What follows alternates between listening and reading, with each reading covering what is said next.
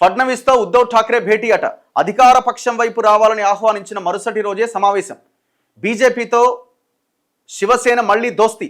మహారాష్ట్ర రాజకీయాల్లో చర్చ జరుగుతున్నదట. యాక్చువల్గా ఉద్ధవ్ ఠాక్రే శివసేన, షిండే శివసేనగా డివైడ్ అయింది.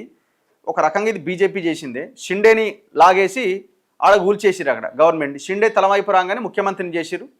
కొద్ది రోజులు ప్రభుత్వం నడిచింది. మళ్ళీ ఎలక్షన్లు వచ్చినాయి, జనరల్ ఎలక్షన్స్. ఆ జనరల్ ఎలక్షన్స్లో బీజేపీ అండ్ షిండే వర్గం కలిసి పోటీ చేసిరు. బంపర్ మెజారిటీ సాధించారు. మరి ఎవరు ముఖ్యమంత్రి కావాలంటే బీజేపీ మెజారిటీ సీట్లు వచ్చినాయి. ఇక షిండే ఎవరు? షిండేని ఆ రోజు ఉపయోగించుకున్నారు. మళ్ళీ షిండేని ఎట్ట పెడతారు? షిండేని పక్కన పెట్టేసి బీజేపీ అభ్యర్థిగా దేవేంద్ర ఫడ్నవీస్కి మళ్ళీ ముఖ్యమంత్రి పదవి కట్టబెట్టారు. వాళ్ళ ప్రభుత్వం నడుస్తున్నది. ఆనాటి ఎలక్షన్లో ఇక షిండేని సైడ్కి తీసుకొని ప్రభుత్వాన్ని కూల్చడంతో బీజేపీ మీద ఉద్ధవ్ ఠాక్రే కోపం పెరిగింది. ఆయన ఉద్ధవ్ ఠాక్రే శివసేనని ఆయన దుకాణం ఆయన స్టార్ట్ చేసిండు. ఆయన రాహుల్ గాంధీ మిగతా పక్షాలతో కలిసిన ఇండియా కూటమితో చేరిపోయింది. సో వాళ్ళు లాస్ట్ ఎలక్షన్స్లో ఓడిపోయారు. మళ్ళీ ఇప్పుడు వీళ్ళిద్దరు మళ్ళీ గెలవడంతో మళ్ళీ బీజేపీతో శివసేన పొత్తుకు రెడీ అవుతుంది అన్న ఒక చర్చని తెర మీదకి తీసుకొస్తున్నారు. మరి ఇప్పుడు షిండే శివసేన ఉంది, ఉద్ధవ్ ఠాక్రే శివసేన ఉంది. మరి ఉద్ధవ్ ఠాక్రే శివసేన ఎంటర్ అయితే మరి షిండే శివసేనని బీజేపీ పక్కన పెడుతుందా, లేదు ఇద్దరిని ఒకే తాటి మీద తీసుకొచ్చి ఒక పార్టీ కింద చూస్తుందా? ఏదైనా చేయడానికి రెడీ అవుతుంది.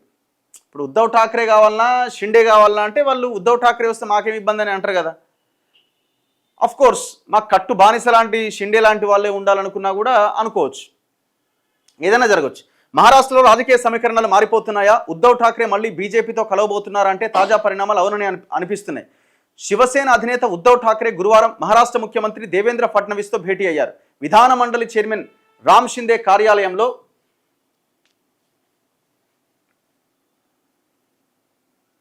ఎక్కడున్నాడైనా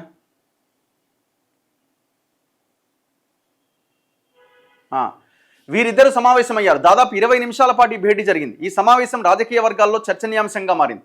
అధికార పక్షం వైపు రావాలంటూ ఉద్ధవ్ను ఫడ్నవీస్ ఆహ్వానించిన మరుసటి రోజే వీరిద్దరు భేటీ అయ్యారు. బుధవారం మహారాష్ట్ర అసెంబ్లీలో సీఎం ఫడ్నవీస్ మాట్లాడుతూ 2029 వరకు మేము ప్రతిపక్షంలోకి వెళ్లే అవకాశం లేదు, కాబట్టి ఉద్ధవ్జీ అధికార పక్షం వైపు వచ్చే అవకాశాన్ని పరిశీలించాలి అని అన్నారు. మహారాష్ట్రలో బీజేపీ శివసేన స్నేహం 2014 వరకు అప్రతిహతంగా సాగింది. 25 ఏళ్ల పాటు కలిసి సాగిన ఈ రెండు పార్టీల మధ్య 2014 అసెంబ్లీ ఎన్నికల్లో సీట్ల సర్దుబాటు సందర్భంగా విభేదాలు వచ్చినాయి. అనంతరం 2019 ఎన్నికల్లో గెలిచాక బీజేపీకి ఝలకిచ్చిన ఉద్ధవ్ కాంగ్రెస్తో చేతులు కలిపారు. అయితే 2.5 ఏళ్ల తర్వాత ఫడ్నవీస్ ఉద్ధవ్ పైన ప్రతీకారం తీర్చుకున్నారు. 2022లో ఏక్నాథ్ షిండేతో తిరుగుబాటు చేయించి శివసేనను చీల్చేసి కొత్త ప్రభుత్వాన్ని ఏర్పాటు చేశారు. షిండే 2 ఏళ్లకు పైగా మహారాష్ట్ర ముఖ్యమంత్రిగా పనిచేశారు. 2024లో జరిగిన అసెంబ్లీ ఎన్నికల్లో బీజేపీ శివసేన కూటమి అంటే షిండే కూటమి రికార్డ్ స్థాయి విజయాన్ని నమోదు చేయడంతో ఫడ్నవీస్ ముఖ్యమంత్రిగా బాధ్యతలు చేపట్టారు. మహారాష్ట్రలో త్రిభాషా విధానం అమలు విషయంలో కూటమి సర్కారు పైన ఉద్ధవ్ తీవ్ర స్థాయిలో విమర్శలు చేస్తున్నారు. ఈ సమయంలో ఫడ్నవీస్ ఉద్ధవ్ను అధికార పక్షం వైపు రావాలని ఆహ్వానించడం ప్రాధాన్యం సంతరించుకుంది. మరి ఏం జరుగుతుంది అన్నది చూడాలి రాబోయే రోజు. ఏదైనా జరగవచ్చు, ఏదైనా జరగడానికి అవకాశం ఉంటుంది.